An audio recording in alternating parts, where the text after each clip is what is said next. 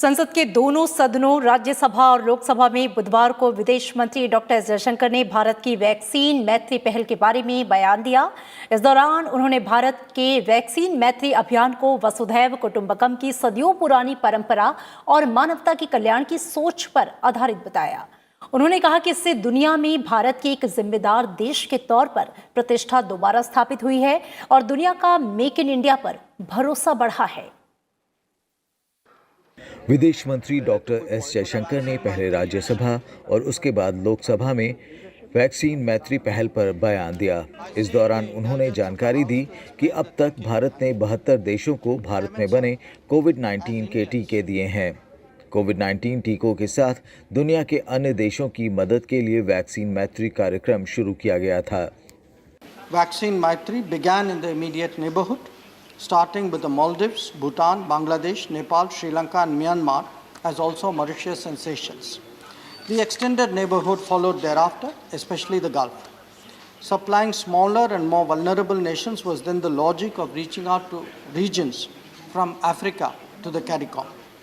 There was also contracts that our producers have entered into with other nations, either bilaterally or through the COVAX initiative.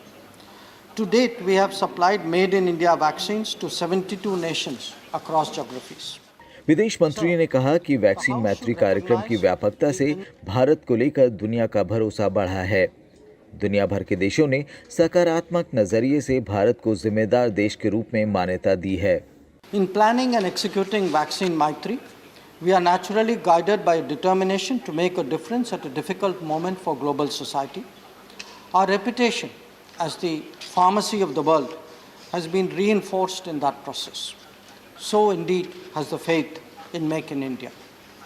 But more than the vaccines themselves, our policies and conduct have emerged as a source of strength for the stressed and vulnerable nations of the world.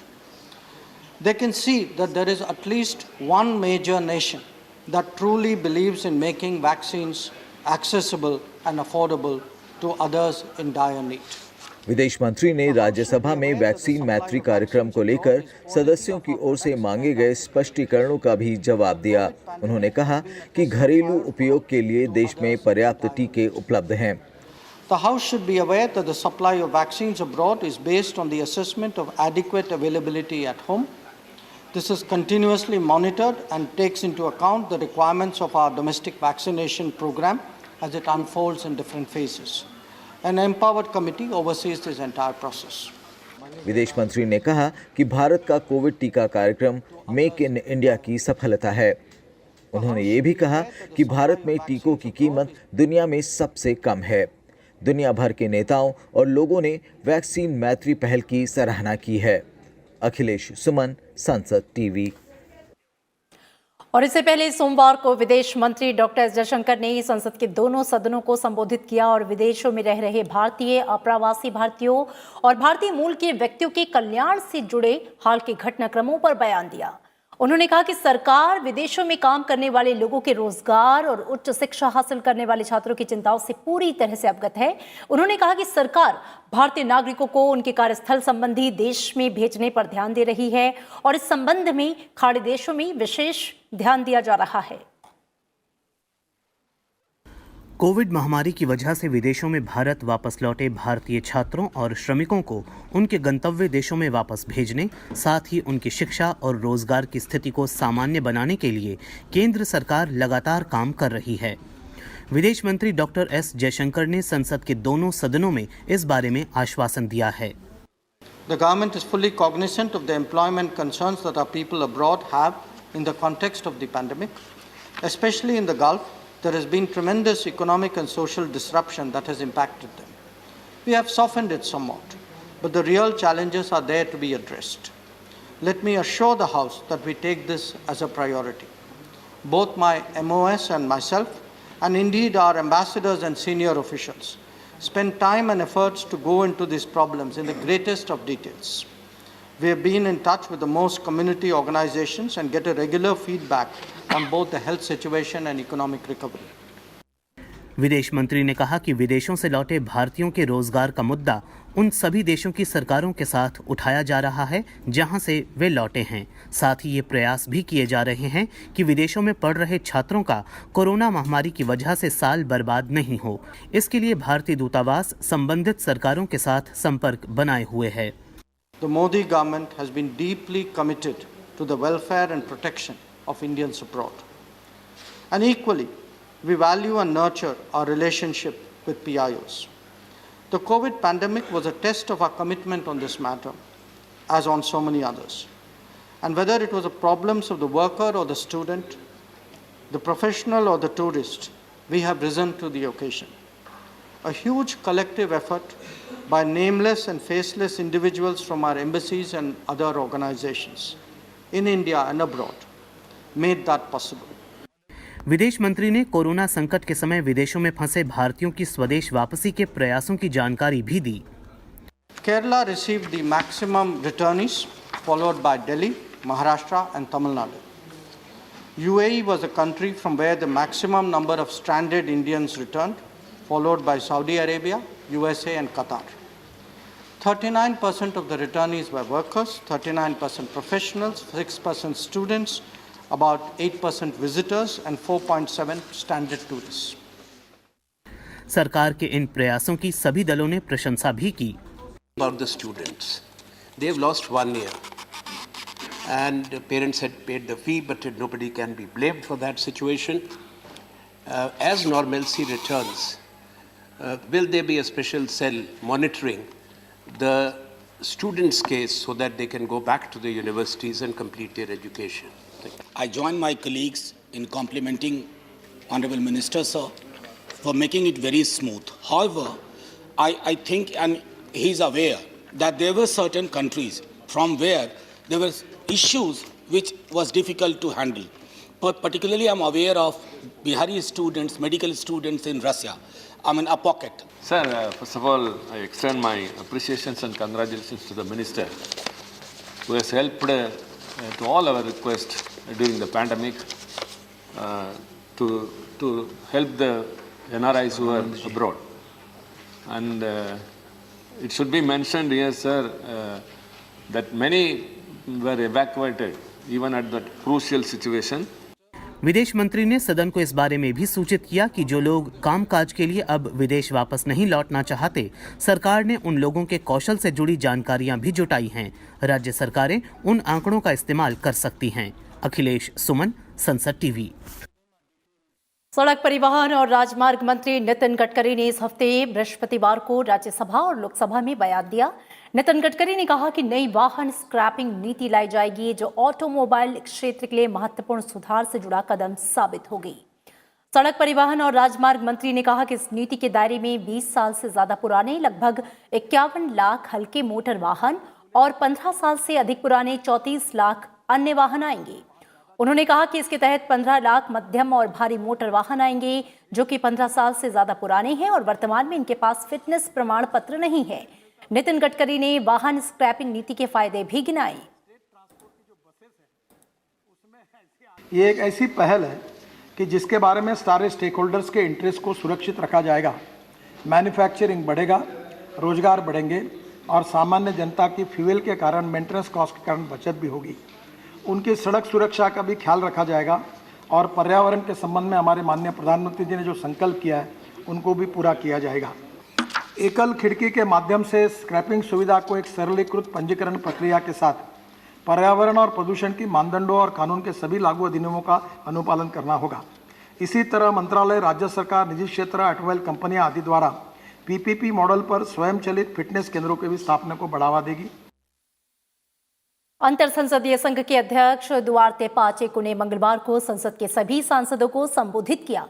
उन्होंने भारत पुर्तगाल के दशकों पुराने रिश्तों पर बात की। Duarte Pacheco ने कहा कि भारत प्रधानमंत्री नरेंद्र मोदी की अगुवाई में सामाजिक और आर्थिक तौर पर तरक्की कर रहा है। साथ ही उन्होंने कहा कि इंटर पार्लियामेंट्री यूनियन संसदीय कूटनीति की सबसे पुरानी संस्था है। संसद की बात करें तो अंतर संसदीय संघ IPU के अध्यक्ष दुआर्ते पाचेको ने सतत विकास मॉडल लागू करने को लेकर भारत सरकार की सराहना की है।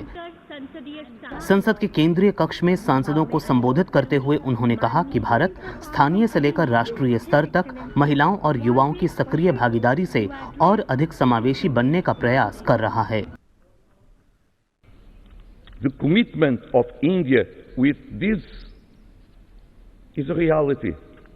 It's not just a story. It's something that we can find every day in your country. And, dear friends, the commitment of India with the Sustainable Development Goals to achieve a better world is something that is in our agenda, in your agenda, in every time we meet. Covid महामारी के खिलाफ लड़ाई में दुनिया भर के देशों को कोरोना वैक्सीन और अन्य दवाएं उपलब्ध कराने के लिए दुआर्ते पाचेको ने भारत का आभार जताया। उन्होंने संयुक्त राष्ट्र सुरक्षा परिषद में भारत की स्थायी सदस्यता के लिए अपने देश के समर्थन का आश्वासन भी दिया। Because with your courage, you take very hard measures, but also because you don't look just for you. Before the vaccine and after the vaccine, you give concrete help to so many nations of our world. Thank you so much for that.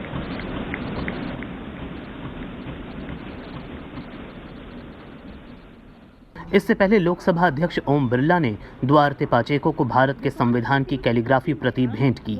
इस अवसर पर ओम बिरला ने कहा कि प्रत्येक देश की संसद को दूसरे देश की संसद की संप्रभुता पर आधारित फैसलों का सम्मान करना चाहिए। भारतीय संसदीय डिप्लोमेसी और संवाद के माध्यम से वैश्विक चुनौतियों के समाधान के सदा पक्षधर रहा है। आईपीयू के एक जिम्मेदार सदस्य के रूप में मेरा मानना है कि लोकतांत्रिक देशों की संसदों की संप्रभुता की रक्षा करना भी उतनी आवश्यक है। मेरे विचार में किसी देश की संसद को अन्य लोकतांत्रिक देश की संसद द्वारा लिए गए संप्रभु निर्णयों या संसद से संबंधित विषयों पर चर्चा नहीं करना चाहिए। सभी लोकतांत्रिक देशों की संसदों को एक दूसरे की मर्यादा का परस्पर सम्मान करना चाहिए। India has had a very long tradition of democratic values and practices. We have ample historical evidence to show that republican forms of government, representatives and self-governing institutions actually worked in India as early as 3000 to 1000 years BC. Such a deep commitment of India to democratic values is amply reflected not only in our constitution but also in our working. Ever since our independence in 47, we have always worked for strengthening democracy and parliament institutions. कार्यक्रम के अंत में Duarte Pacheco ने प्रधानमंत्री नरेंद्र मोदी से भी चर्चा की। अंतर संसदीय संघ दुनिया का सबसे पुराना और सबसे बड़ा अंतर संसदीय संगठन है। इसमें 179 देश शामिल हैं। भारत 1949 से आईपीयू का सक्रिय सदस्य है।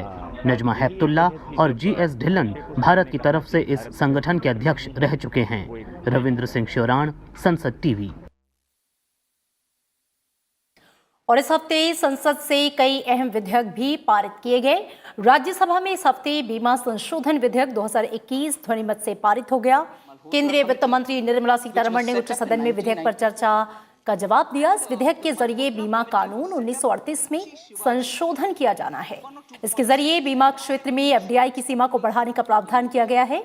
वित्त मंत्री निर्मला सीतारमण ने कहा कि बीमा क्षेत्र में प्रत्यक्ष विदेशी निवेश की सीमा को 49 से बढ़ाकर 74% करने से इस क्षेत्र की कंपनियों की बढ़ती पूंजी जरूरत को पूरा करने में मदद मिलेगी।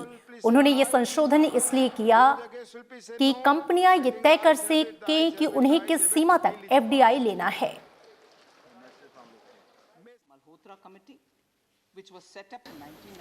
Increasing the limit does not mean foreign investment will certainly come to that automatically to that level to all companies. Every promoter, every company will decide for themselves whether they want that kind of money, to what extent they want, and so on. So this enabling amendment is only to allow them to receive some money but not exceed 74. So it is for the companies and the promoters to decide to what extent they want that money. And the policyholders' money which is going to be collected will have to be invested within India only. It cannot be crossing our boundary. Rajya Sabha के अलावा लोकसभा से भी इस हफ्ते कई bill pass किए गए, जिनमें खान और खनिज विकास और विनियमन संशोधन विधेयक 2021 को लोकसभा से पारित किया गया। विधेयक पर चर्चा का जवाब खान और खनन मंत्री प्रहलाद जोशी ने दिया। मंत्री के जवाब के बाद लोकसभा ने विपक्ष के कुछ सदस्यों के संशोधनों को खारिज करते हुए विधेयक को ध्वनिमत से मंजूरी दी।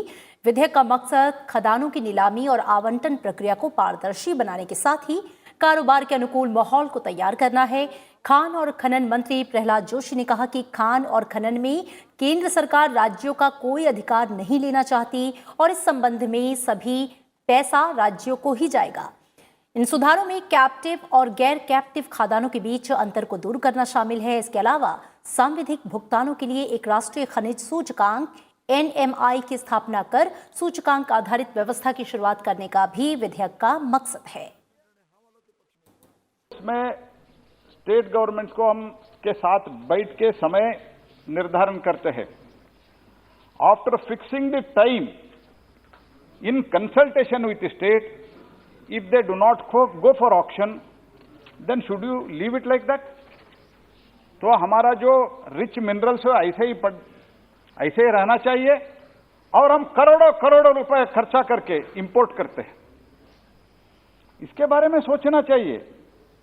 Government of India doesn't want any power and entire revenue goes to the state government.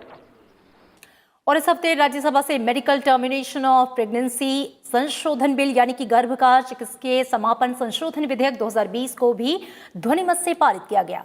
इसमें गर्भपात की मंजूर सीमा को कुछ खास परिस्थितियों में वर्तमान 20 सप्ताह से बढ़ाकर 24 सप्ताह करने का प्रावधान है।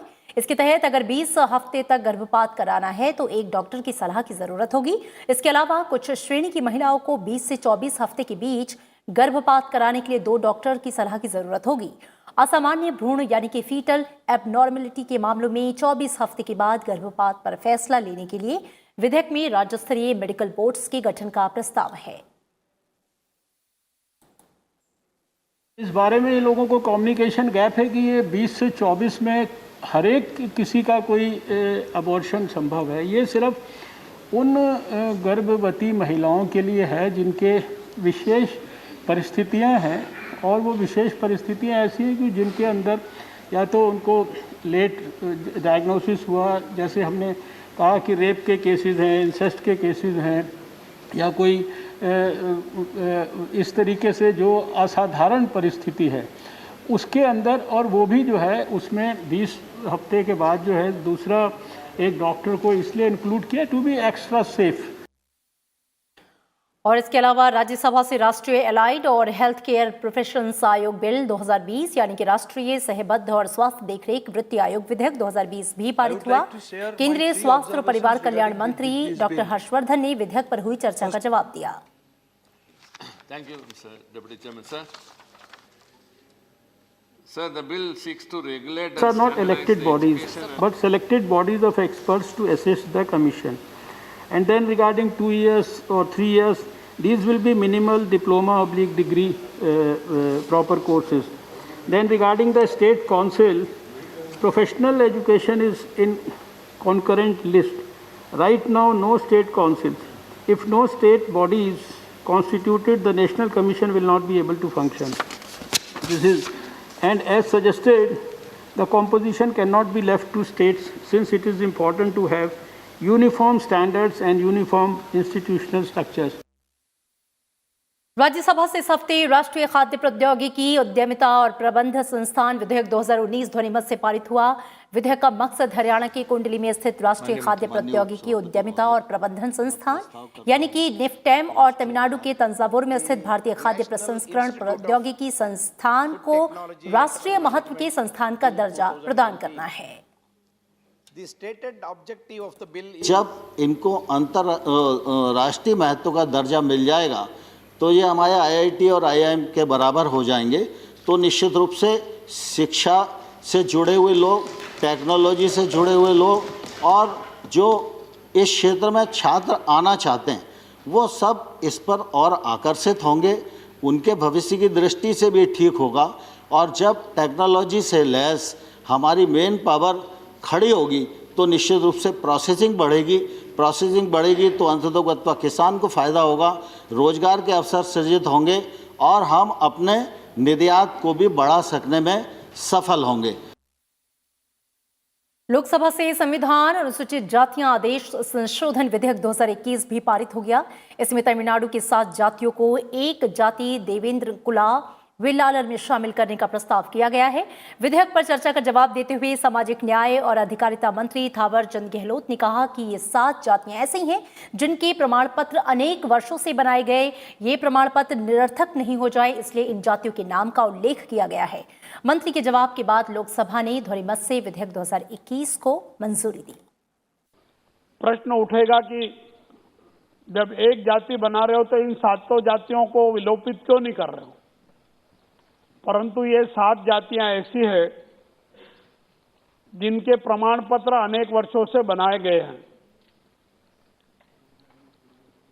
और वो अमान्य नहीं हो, इसलिए इन 7 जातियों का उल्लेख ब्रैकेट में किया जाएगा और मुख्य जाति देवेंद्र कुला वेलालर होगा। इस हफ्ते रेल, पर्यटन और जल शक्ति मंत्रालय के कामकाज पर चर्चा की गई। और जो मैं खुशी के साथ में कहना चाहता हूं, माननीय प्रधानमंत्री जी के करकमलों से आगामी 22 मार्च से हम पूरे देश में जल शक्ति अभियान एक बार फिर शुरू कर रहे हैं। अब की बार 700 के 700 जिलों में प्रारंभ कर रहे हैं और 700 के 700 जिलों में इस तरह की वाटर कंजर्वेशन एक्टिविटीज को प्रारंभ कर रहे हैं। डोमेस्टिक टूरिस्ट को नहीं संभाल पा रहे हैं तो कल के दिन जब विदेशी पर्यटक आएगा तब हम क्या करेंगे? ये चुनौती देश के सामने है, मैं स्वीकार करता हूं। एक तरफ वो इंडस्ट्री है, वो महानगर है, वो प्रदेश है जो कोरोना के कारण खड़े नहीं हो पा रहे हैं, उनका कष्ट अलग है, उनकी चुनौतियां अलग हैं। लेकिन जो चीज जहां पर कोरोना नहीं है और डोमेस्टिक टूरिज्म के कारण सैचुरेशन है, वहां पर अगर विदेशी पर्यटक आएगा तो क्या हम संभाल पाएंगे? ये चुनौती अलग है, उसकी तैयारियां भी सरकार कर रही है। राज्यसभा के सभापति एम वेंकैया नायडू ने सदस्यों से सदन की उत्पादकता और प्रभावकारिता बढ़ाने की अपील की है। उन्होंने कहा कि सदस्यों को शून्यकाल के दौरान जनहित से जुड़े महत्वपूर्ण मुद्दों को उठाते समय आरोप प्रत्यारोप से बचना चाहिए। सभापति ने अनुमति के बिना सदन की कार्यवाही के दौरान बार-बार टिप्पणी करने की भी निंदा की। I only suggest to the members, please see to it that your issues, our issues, are issues of a larger public interest and then current in nature and also on a specific issue. The second one is that we have seen today also even earlier, some members tend to drag governments and then make criticism and all. What I am saying is, you can definitely refer to an incident, but making allegation against state government which is not here to defend, against even central government because we have not given to particular minister or concerned to respond here, is not going to serve any problem. And the third issue I would like to tell the members is, some members are developing a habit of making running commentary while sitting. That also is not going to serve any problem. Any solution can be found only if you bring it through proper system to the notice of the chairman. And chairman, if he thinks it fit, it is appropriate to accept that, permission will be given. और इसी के साथ संसद इस हफ्ते में इतना ही। दीजिए इजाजत, नमस्कार।